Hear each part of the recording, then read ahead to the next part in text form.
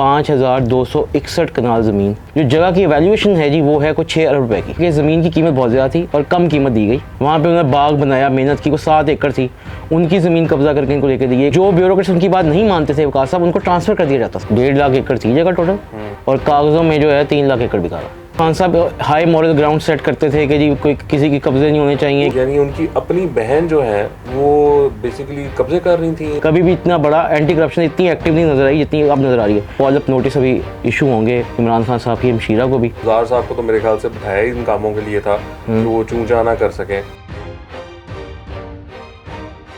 सचगम में खुश आमदीद। मेरा नाम है वकास हबीब राना, आप देख रहे हैं नया दौर। मेरे साथ मौजूद हैं हसन नकवी। इस हफ्ते जो हम बड़ी खबर आपके लिए लेकर आए हैं वो है इमरान खान की सिस्टर के बारे में, उनकी बहन के बारे में, उज़्मा खान के बारे में, और उनके हस्बैंड अहद मजीद खान के बारे में।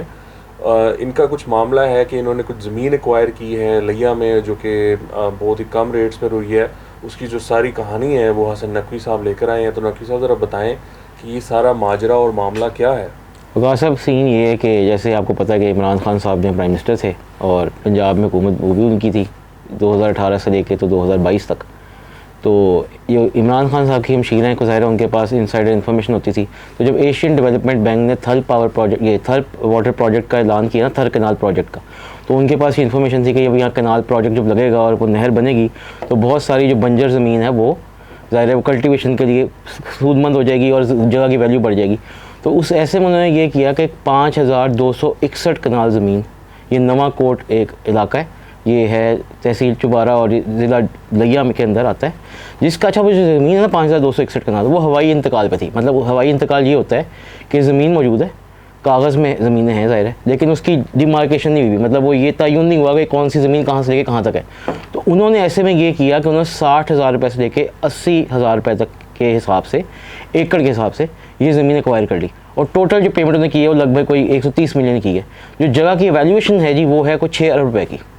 अब उसमें हुआ क्या, हुआ ये कि ज़मीन, अच्छा जब ज़मीन खरीदी तो जब उसका तयन नहीं हुआ था, बाद में 60,000 रुपये पर एकड़ के हिसाब से। जी 60,000 मुख्तलिफ रेट्स हैं वकास साहब, किसी को 60,000 दिए, किसी को 80,000 दिए, और वो 2 नकली से इंतकाल हैं, हवाई बताया ना, उसके ऊपर ही सारी ज़मीन हुई है। अच्छा उसमें एक और चीज़ जो बड़ी इंटरेस्टिंग है वो ये है कि जब ली ज़मीन तो ज़ाहिर उसका डिमार्केशन नहीं हुई थी। जब पता लगा कि ना थल प्रोजेक्ट के अंदर कौन कौन सा एरिया आएगा उस इलाके में, तो जो ज़मीन उसके साथ साथ ही उन्होंने कह दिया ये ज़मीन हमारी है। तो उसमें जो लोग पहले से बसे हुए थे उसमें बहुत सारे फार्मर से वो ज़मीन ज़बरदस्ती खाली कराई गई, और उसमें ज़ाहिर उनकी सपोर्ट हासिल थी। उस्मान बुज़दार साहब ने वो सब्सिडी जो इरीगेशन सिस्टम था वो भी उस ज़मीन पर उनको लगा के दिया, 500 कनाल इनको लेके दी। अच्छा उसमें भी एक बड़ी इंटरेस्टिंग है, एक वो बेवा वो एक आदमी थे, उन्होंने बड़ा मेहनत की, वो ज़ाहिर बंजर इलाका है, वहाँ पर उन्होंने बाग बनाया, मेहनत की, वो 7 एकड़ थी, उनकी ज़मीन कब्जा करके इनको लेके दी। एक राना अकरम साहब थे, उनकी ज़मीन पे जो है ADCR जो है वहाँ पे शफाक सयाल और जो कमिश्नर थी शराई साहब, वो और SHO ने मिलके उनके जाके उनके पास 20 एकड़ ज़मीन थी, उनकी ज़मीन पे चले गए, उनको धमकाया झड़ाया, उनके बच्चों को जेल में डाल दिया, जिसके ऊपर उन्होंने केस भी सेशन कोर्ट में ले गए। और सेशन कोर्ट में जब वो गए तो सेशन कोर्ट ने फैसला उनके हक़ में किया, जिसके ऊपर ये जो उज़्मा खान साहब हैं, इनके जो मैनेजर हैं, जो उनके मुंशी थे जो लुक आफ्टर करते थे, उन्होंने मुल्तान हाई कोर्ट से स्टे भी ले लिया, मतलब कोई सुनवाई नहीं। ऊपर से एक और मज़े की बात, जो ब्यूरोक्रेट्स इनकी मतलब ये अनजस्ट चीज़ों को नहीं मानते थे, कहते थे ये कहते थे कब्ज़ा लेके दें। इवन जब वो ये इशफाक साहब गए हैं वहाँ पे उसके अकरम साहब के पास, उन्होंने जाए कहा है कि जी मुझे आज हर हाल में उज़्मा खान साहबा को इसका कब्ज़ा देना है। तो जो ब्यूरोक्रेट्स उनकी बात नहीं मानते थे वकास साहब, उनको ट्रांसफ़र कर दिया जाता था, जैसे हमारे मुल्क में चलता है। और वो बड़ा अजीब तसीह खाना रवैया इनका होता था, ये वो जाकर उनको ज़मीन पे बिठाना, जो बात नहीं सुनता था उसको ट्रांसफ़र कर देते थे। और अच्छा इसमें एक और इंटरेस्टिंग बात, जो जूनियर ब्यूरोक्रेट्स हैं जो नए आए हैं उनको वो अच्छी पोजीशन पे ले जाते थे, बदले में वो इनको ज़मीन लेकर देते थे। तो ये बेसिकली मामला ये है कि ज़मीन की कीमत बहुत ज़्यादा थी और कम कीमत दी गई, और बहुत सारे लोगों की ज़मीन जो असल थी, अच्छा जिनके पास पोजेशन भी थी, जिनकी डिमार्केशन भी थी, उनकी ज़मीनें भी उनसे ले ली गई हैं वकास साहब। अच्छा तो ऊपर तो बैठे हुए थे ना बुज़दार साहब, तो बुज़दार साहब को तो मेरे ख्याल से बिठाया ही इन कामों के लिए था कि वो चूंचा ना कर सकें, और उनको पता भी नहीं होता होगा कि नीचे क्या चल रहा है।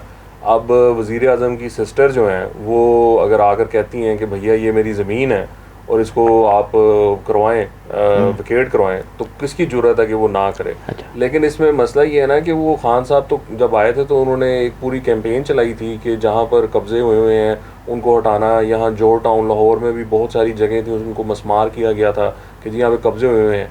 तो उस वक्त यानी उनकी अपनी बहन जो है वो बेसिकली कब्जे कर रही थी इन ज़मीनों में। ऐसे ही होगा। सब आप ये भी जानना चाह रहे होंगे ना कि इस केस में होगा क्या, ये कंप्लेंट्स वगैरह आई तो इसके ऊपर एंटी करप्शन इस्टेब्लिशमेंट ने वहाँ पे जो उनके वहाँ के खुरम साहब हैं जो डायरेक्टर हैं वहाँ के, उन्होंने बहुत मेहनत की, वो जमा भी किया रिकॉर्ड वगैरह, सबूत जमा कर रहे हैं, इन्वेस्टिगेट कर रहे हैं, उनके पास काफ़ी सारे सबूत हैं भी। और अब इसकी जो है जी इनिशिएट कर दी गई इंक्वायरी, और कॉल अप नोटिस अभी इशू होंगे इमरान खान साहब की हमशीरा को भी और उनके बहनोई को भी और लोग जो इसमें इन्वॉल्व हैं।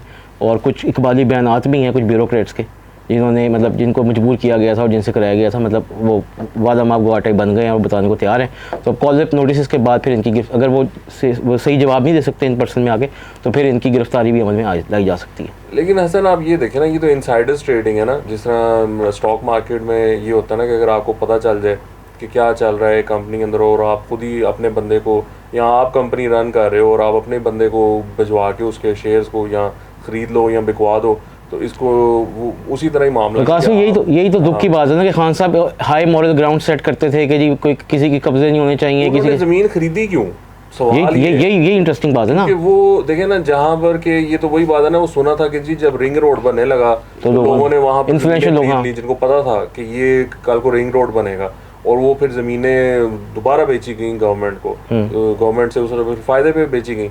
तो ये तो वही मामला हो गया ना, ये तो इन्वेस्टिगेशन तो इस पॉइंट पर होनी चाहिए। साहब आप बिल्कुल सही कह रहे हैं, इसकी इन्वेस्टिगेशन भी होनी चाहिए। और देखें ना 5261 कनाल वो कनाल ले ली है आपने ज़मीन, और फिर ज़मीन का रेट मतलब 60,000 रुपये एकड़ क्या होता है या 80,000 रुपये एकड़ क्या चीज़ है। अच्छा इसमें एक और मज़े की बात भी है, जो रेवेन्यू डिपार्टमेंट के फील्ड ऑफिसर्स हैं ना जी, वहाँ पर टोटल ज़मीन है 1.5 लाख कनाल इस एरिया में, उन्होंने कागज़ों में 3 लाख कनाल भेज दी, 3 लाख वो एकड़ भेज दी। 1.5 लाख एकड़ थी जगह टोटल जो मतलब मौजूद था रकबा ऑन ग्राउंड, और कागज़ों में जो है 3 लाख एकड़ बिका हुआ। अब वो इसलिए बेचा गया है कि जो इस तरह के इन्फ्लुएंशियल लोग हैं वो फिर जिनके पास कब्जा भी है, जिनकी डिमार्केशन हुई भी है, वो उनकी ज़मीनें भी हथियार हैं और कोई कुछ कहने वाला ही नहीं है। अब देखिए ना ये केस तो चल जाएगा, लेकिन वो जिन लोगों के कब्जे हुए हैं वो क्या निकलेगा हसन? आज तक तो कभी मैंने नहीं देखा कि सही तरीके से इंसाफ हो।